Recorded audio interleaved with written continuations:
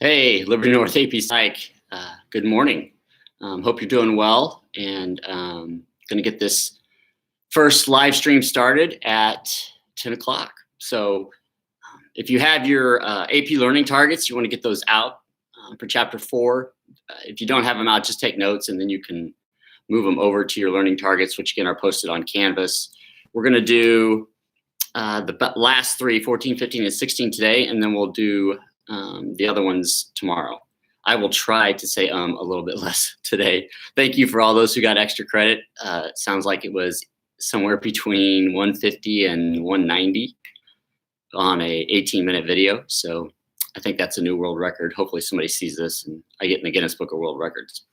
So I will try not to verbalize my pauses, but I'm also trying to read everybody's comments while I'm presenting, so we'll see how that goes. So we're going to be doing learning target 14, 15, and 16. Now to spice this up a little bit, a couple announcements before we get going, and I will do I will have a picture of the notes here. But if you notice, tokens, I've had several people ask me about tokens. Yes, we're going to keep doing tokens. So basically, on your token economy, I just keep track of all the live streams that you watch. So write down the dates, the topic, and then also what you're going to do is selective attention and attentional blindness. So I have pineapples, I have Dr. Pepper memorabilia, and I have Star Wars memorabilia hidden in the videos or sometimes in plain sight. And you are to count how many I have. So anytime you see pineapple, anything from Star Wars, anything with Dr. Pepper on it, just keep track and then have a number that you're going to put in your token economy for verifying it. And then you get tokens for that as well. So that's how you'll verify to me that you've watched the live streams. You can either do it live or you can do it on tape. Either one is fine. Okay. So if I move over here, okay, there you go. All right. So you can kind of see, I've got a pineapple already. I actually left my real pineapple in the room and now I can't go get it. So this one we'll have to do. All right. I will also answer some questions about the, yes, Michaela, it is, geez, I don't know. It's a good question. What week is this? 10? I think this might be week 11, to be honest. So maybe just put it in week 11 and we'll just go from there. Or just put it in any week, but I think it's week 11. Okay. All right. And then my dog Angel is going to be our special guest, and she's going to come down here in just a minute as we're going to talk about Kohlberg and moral development. So learning target, we're going to start with number 14, which is identify the contributions of major researchers in the area of moral development. And then 15 is compare and contrast models of moral development. And then 16 is decide or describe how sex and gender influence socialization and other aspects of development. So we are going to do that and answer those 3 questions today. So I will also have a pic of this. I'll send this on Twitter, a kind of close-up pic. But what I have here drawn is Kohlberg's moral development theory, which is also in your book, and it is on page, let me move this up here, and then hopefully Angel will be coming down here in a minute. Okay, so basically there are 3 levels to Kohlberg's pure moral development theory, and there are 6 stages.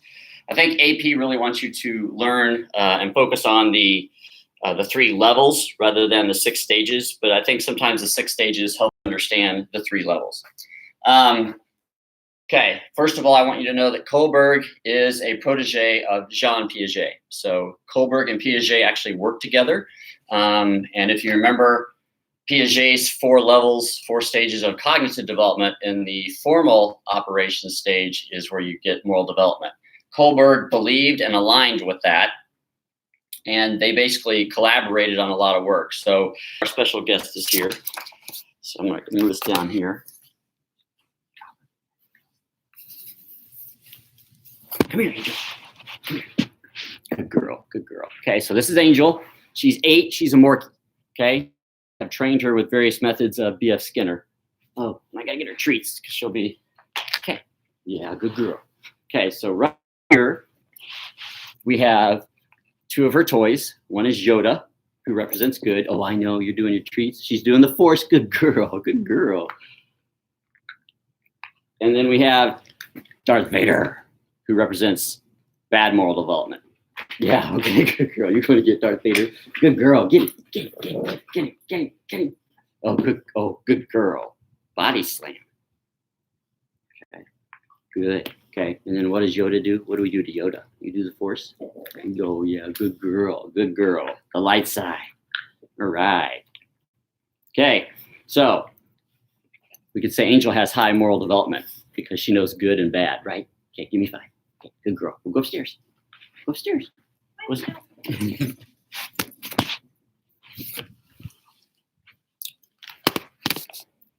All right, now that will actually come in handy here in just a minute, because we would actually say that Angel was down here. She demonstrates moral development down at a pre-conventional level, because she's really only interested in herself and avoiding punishment, or in fact getting a treat, which you saw. And probably as most of you know that your dogs will do anything for a treat, okay? So according to Kohlberg, we progress, and it's not by age, and we don't actually progress until we moral reasoning at the next level. So we could be stuck forever down here. So generally, Kohlberg said pre-conventional is for children, conventional is adolescents, and adults are post-conventional. However, unfortunately, in our society today, we probably all know adults that reason down here in pre-conventional, and then we also know children. There's also great examples of children reasoning up here at high levels. So again, what you're going to do is you're going to progress up.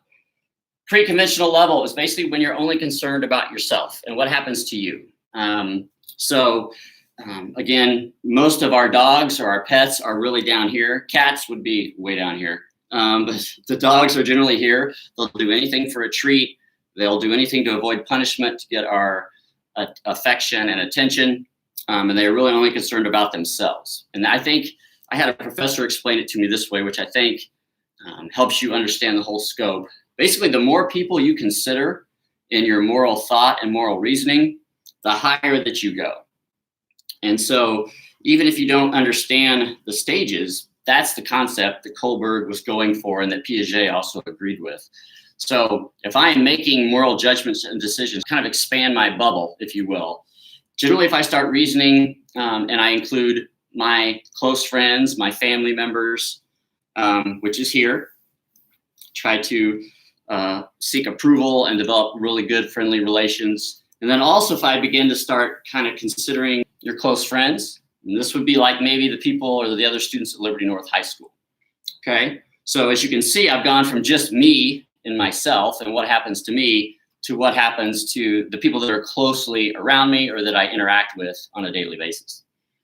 Most people stop there, doing it because I want to avoid the virus. I want to stay safe, so on and so forth. Here would be, I need to do things. How's it going to start impacting my family, my close friends, Liberty North, City of Liberty. And then this would be being able to consider and make decisions based on the whole entire world, the whole United States, the whole world.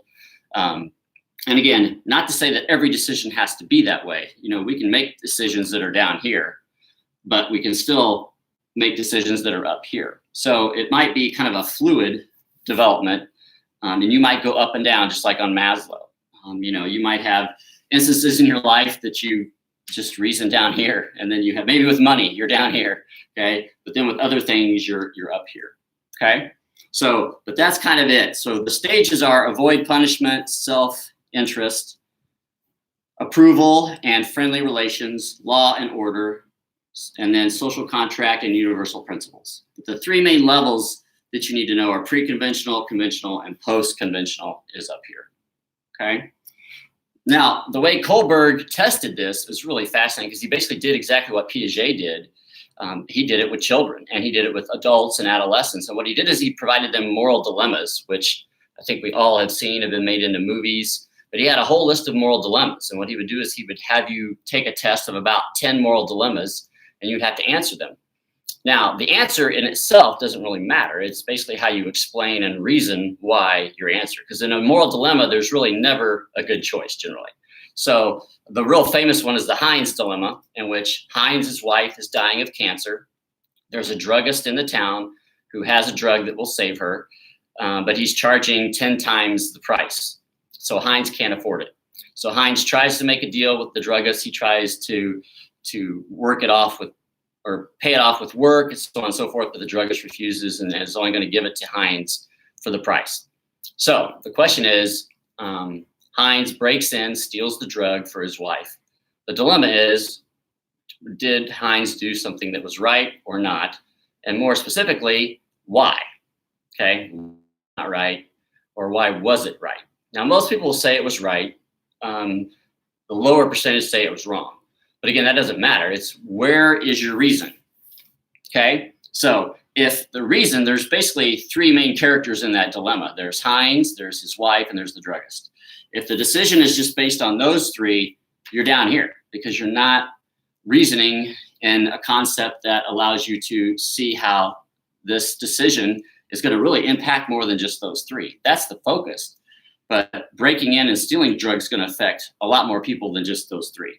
This would be like if you start considering Heinz's wife's family, Heinz's family, maybe the druggist's family, and maybe the people in the town that all would be impacted by Heinz's decision. So obviously him breaking in would affect the druggist, his family, his employees. It could affect the town. And then here would be, if you kind of expand it outside of the town, up into how just this one decision that looks like it just impacts three people could actually have ramifications that went on and above, and even went outside the town. And that would be here. So basically, Kohlberg on the Heinz Dilemma would grade your moral reasoning based on how many people you actually consider. Again, if I break into the druggist, maybe that's the only druggist in the entire town. And maybe he has to go out of business now because his shop is broken into.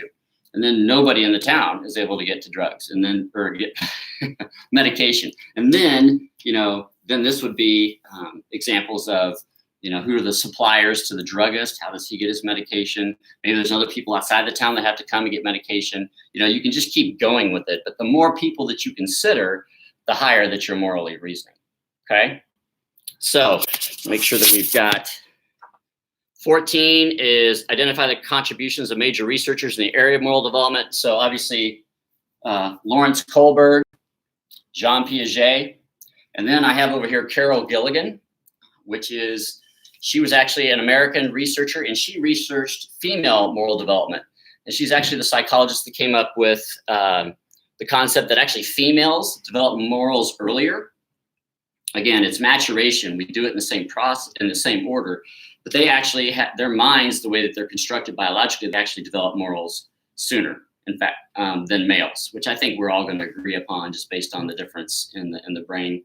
But she basically tested that, and she specifically did the moral dilemmas and things and tests with females and males and looked at the difference as far as timing of their development. And she basically concluded by her research that females are more naturally set up biologically with their brains to morally reason earlier, which I think we would all agree.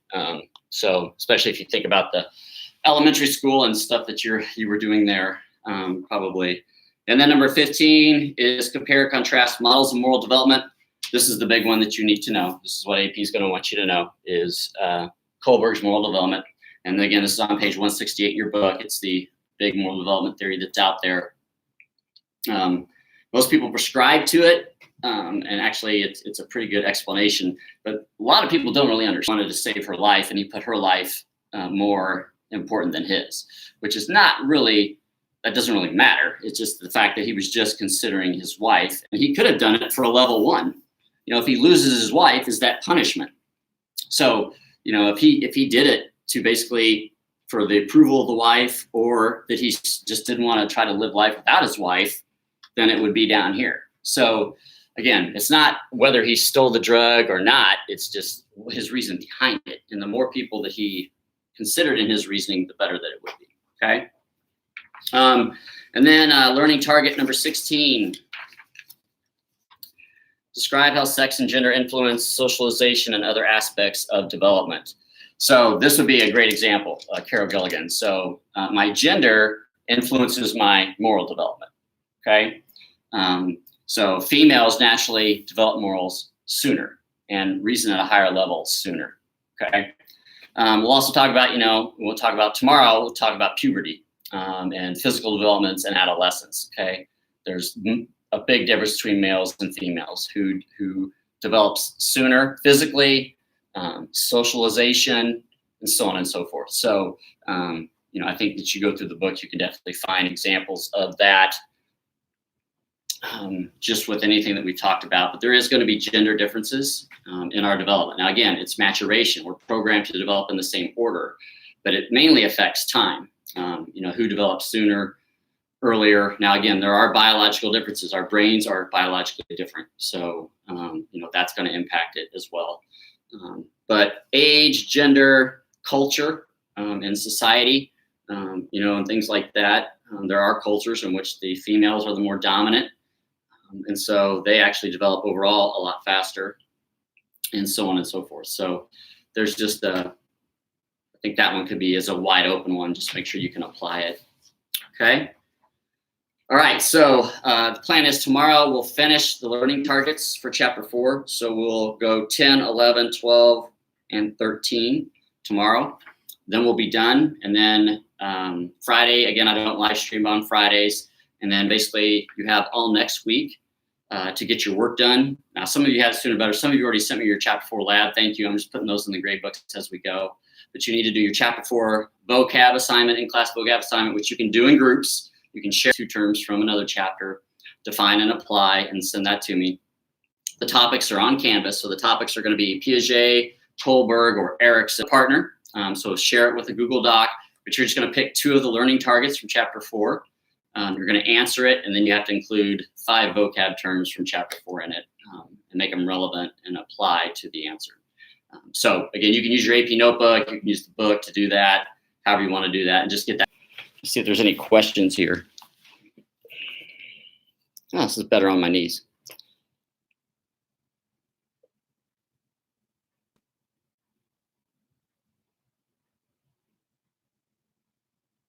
I can't read this one. Kylie, what did you say? What page again? Oh, page 168. And I think, yeah, page 168 in your textbook.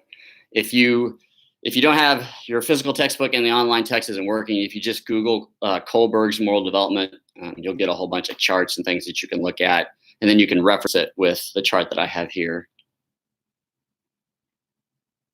Yeah, page 168 on our textbook. On the online book, I don't know what it is. I will get it here.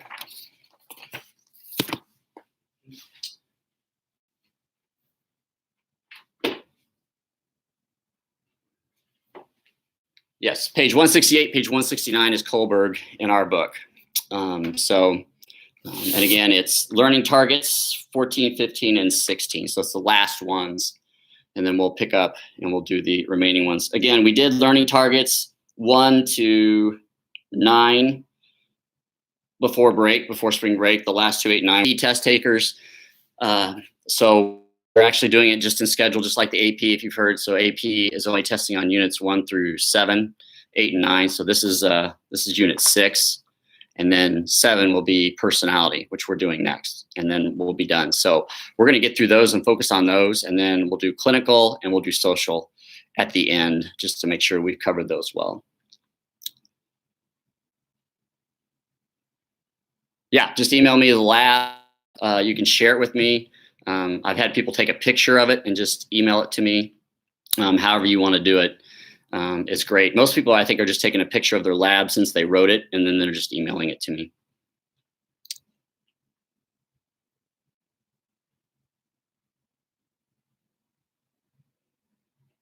Okay, so constantly cutting out, that'd be the Wi-Fi maybe, or is it just that you can't hear me? Oh, good question, Hannah. Again, so with the AP learning targets, just make sure that you keep those in your notebook. I'm hopeful that we'll be back in school in May and that you're going to be able to turn in your AP notebooks at that point.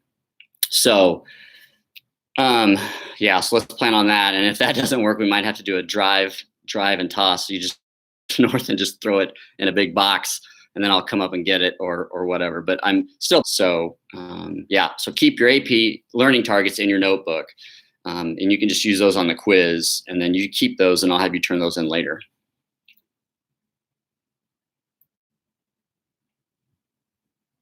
it buffers and then skips.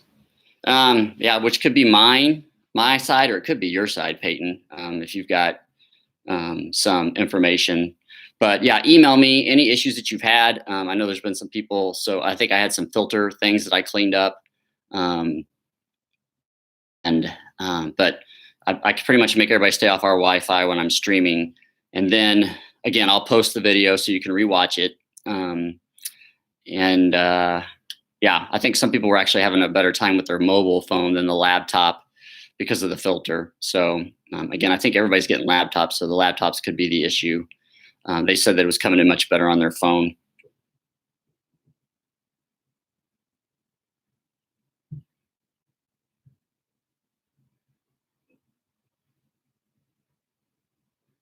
Yeah. So I think, one thing you might want to do if you're doing the live streams is just make sure everybody in the house is off the internet, which is what I do. So, and when mine buffers here, I get a little circle, and I haven't gotten that yet. So I am worried about the sound quality. Can anybody tell me, is sound quality good? Even when I stand up back here, is it good? Can you hear me? Can you hear me now? Okay, good. Thanks, Alex. Appreciate it. All right. So again, if you have any questions, just email me. You can chat with me. You can FaceTime me.